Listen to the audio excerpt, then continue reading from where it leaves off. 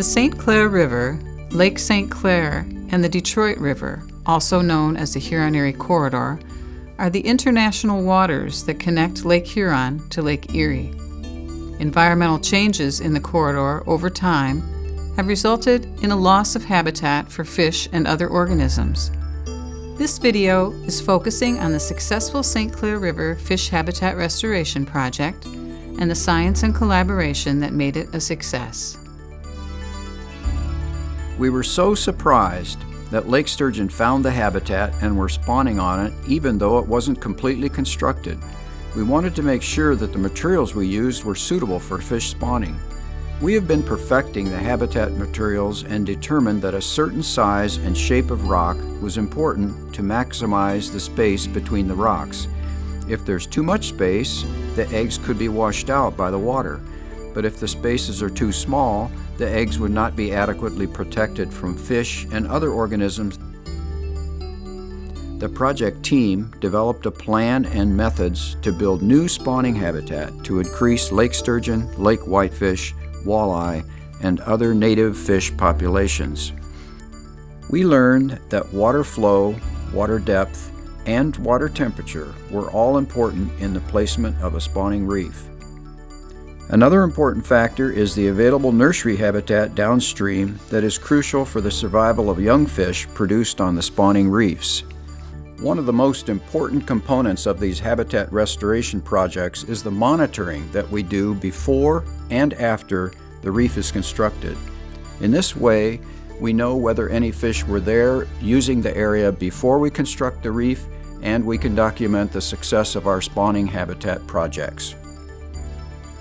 This video shows that there were lake sturgeon eggs among the rocks and adult lake sturgeon in the area before the construction was even complete. Human alterations in the system in the late 19th and early 20th century resulted in many changes.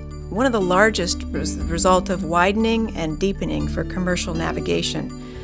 In the Detroit River alone, a major modification in the lower river resulted in the removal of over 300 million cubic meters of limestone rock and other material from the bottom of the river. The result was a dramatic reduction of fish populations throughout the entire Huron-Erie corridor. In 2004, a collaborative group of university, government, industry, and non-governmental organizations established the Huron-Erie Corridor Initiative.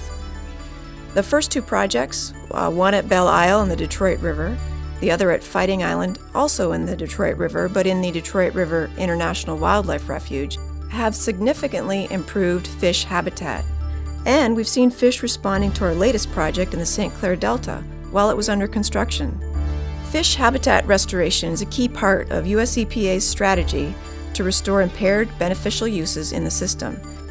These restoration efforts will provide cultural and economic benefits, bolster commercial and sport fishing, and contribute to a higher quality of life for the people living in the corridor. All of these projects are part of our long-term goal to replace some of the habitat that was removed 100 years ago to support commercial navigation. The next steps for the partnership are to choose the restoration sites based on this model and build on our past successes. This is science in action, and this is the kind of research project where we're not just performing research to learn about new things, but we're applying the results for the benefit of the larger community. Our approach in the Huron-Erie corridor is a potential model for success for other locations. We're making sure that our work builds on the science that has gone before, so we're learning and adapting as we move forward.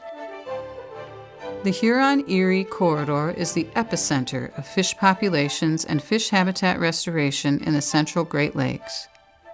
The fish spawning habitat restoration successes in these connecting channels can have positive impacts on Lakes Erie and Huron, as well as the entire Great Lakes Basin. The Huron-Erie Corridor Initiative partners will continue to work together to manage, restore, enhance, and protect the living resources and their habitats in these connecting waterways.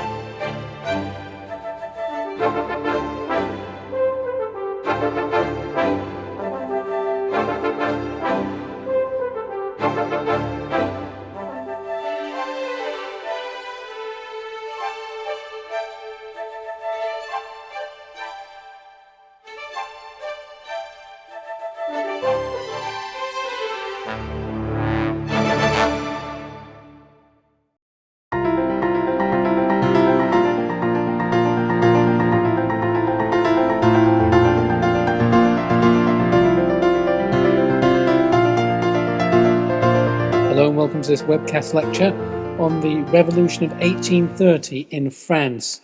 In this series on the politics of the 19th century, we've already discussed the Congress of Vienna and the effect of the Holy Alliance of reactionary powers throughout the continent as a whole, including the reign of Wellington and Castlereagh during the decades of reaction, as they were known, reaction and repression in the first 2 decades of the 19th century in England. In this webcast lecture, I want to concentrate more carefully on what happened in France. After the defeat of Napoleon, the victorious powers, the reactionary Holy Alliance of Russia, Prussia, and Austria, together with their allies, the English and some smaller countries, Holland, Denmark, and so on, had reimposed a monarchy on France. They'd re-established the Bourbon dynasty, constitutional monarchy, where the monarch has executive power, but the monarch must be answerable to Parliament. That said, the new National Assembly that was part of the Restoration Constitution in France was in no way democratic. The franchise, the vote, was highly restrictive. It was more restrictive in some ways than the British Parliament at that time, which was very, very undemocratic as well until the Reform Act of 1832 began to allow even the middle classes to vote. Supreme executive power in France was invested in the monarch, and only the monarch could propose laws. At the same time, the Roman Catholic Church, which had been disestablished during the Revolution, was reinstated as the state religion. It was given a role in education and in the universities, such as there was education at that time. Religious censorship was introduced into France, and the priests, the local priests, and the whole kind of hierarchy and bureaucracy of the Catholic Church in France was paid for by the state, and aspects of canon law, church law, received the blessing of French legal common law. The model was a reactionary, conservative, constitutional democracy in which the church would play a large role and in which the French state would take its place within the Congress of Vienna system, the Congress system as it was known, within a new Europe of reactionary, religious, undemocratic and repressive states led by the Holy Alliance, Russia, Prussia, and Austria, and France playing a part in that role. Although the constitution was changed in this way after the defeat of Napoleon, many of the social changes and economic changes that had been brought in by the revolution stayed in place. So, by and large, the peasants retained control of the land that they'd seized from the breakup of the big aristocratic estates. The French aristocracy, the landed aristocracy, the French, as it were, opposite number to people like Wellington in England, had been decimated by Madame Guillotine, and so land was far more widely spread in France than in England at that time.